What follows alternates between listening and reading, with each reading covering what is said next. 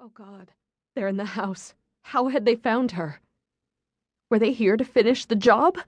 The bitter taste of fear clogged the back of her throat. Her heart pounded and a scream tried to fight its way up from deep inside. No, you can't scream. They might hear you. She swallowed twice. Run. She had to run. She had to find Jackson, but her legs wouldn't move. Why wouldn't her legs move? Her eyes flew open, and she stared wide-eyed into the darkness. Where were they? In the living room? In the hallway? A soft moan escaped her lips as a cold sweat dampened her upper lip. She felt as though she could smell her terror lingering in the air. Suddenly, the darkness vanished. She winced and jerked her hands over her eyes, trying to block the blinding light. Footsteps hurried across the bedroom floor. Her breath came in short, swift gasps as she felt the bed dip and her hands were slowly pulled away from her face. A quiet voice pierced the roaring in her ears. Jackson's voice. Sam, wake up. You're having another nightmare. Images of men chasing her, hurting her, circled in her mind as she tried to raise herself from the bed.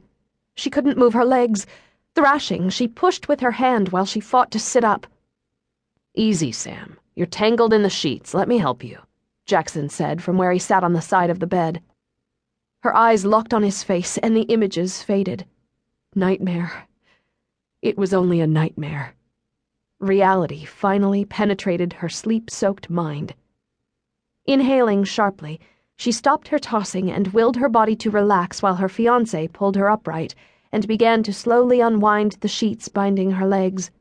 Awake but disoriented, she shoved her limp auburn hair out of her face while her eyes darted around the room, searching for something familiar. This wasn't their bedroom. Their bedroom walls were a perfect shade of Martha Stewart mocha, not naughty pine paneling.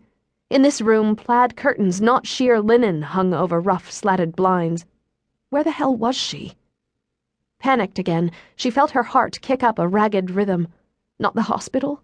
Please, not back in the hospital. Wait. The walls in the intensive care unit were a cold, sterile green, not wood-paneled. She cocked her head and listened, but the only sound she heard was the pounding of her blood in her head. No whoosh, whoosh of the respirator. Her hand flew to the base of her throat. No plastic tube forcing sustaining oxygen into her lungs, only a small raised scar. Okay, so she wasn't in the hospital. The thumping in her chest slowed. She stared, blinking at Jackson, while the last remnants of shock lingered in her mind.